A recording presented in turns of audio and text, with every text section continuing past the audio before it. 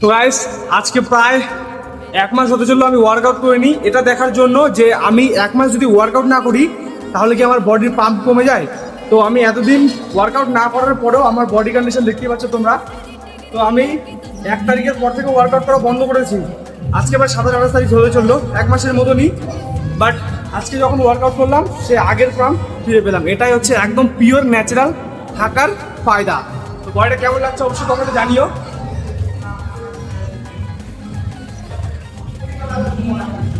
তো ভাই ন্যাচারাল এটাই ফায়দা যে তোমার বডিটা যেরকম থাকে সেরকমই থেকে যায়, শুধু একটু ডিফারেন্স হয়তো তোমার স্ট্রেন বডি থেকে কমে যাবে। তাছাড়া তুমি যদি একদম ন্যাচারাল বাড়ির খাবারকে বডি বানাও তাহলে কিন্তু তোমার বডিটা এক মাস জিম না করলে, অনেকে বলে যে এক মাস জিম যদি না করে থাকো তাহলে তোমার বডি কন্ডিশন খারাপ হয়ে যায়। তো এটা একদমই ভুল কথা। জিম যদি ছেড়েও দাও তাও তোমার বডি কন্ডিশন একদম বাজে হয়ে যাবে না যদি তোমার ডায়েটটা ঠিক থাকে। তো কেমন লাগছে গাইস বডিটা? অনেকদিন পর ওয়ার্কআউট করলাম আজকে। তো এখন আবার কন্টিনিউ ওয়ার্কআউট শুরু করবো আগের মতন।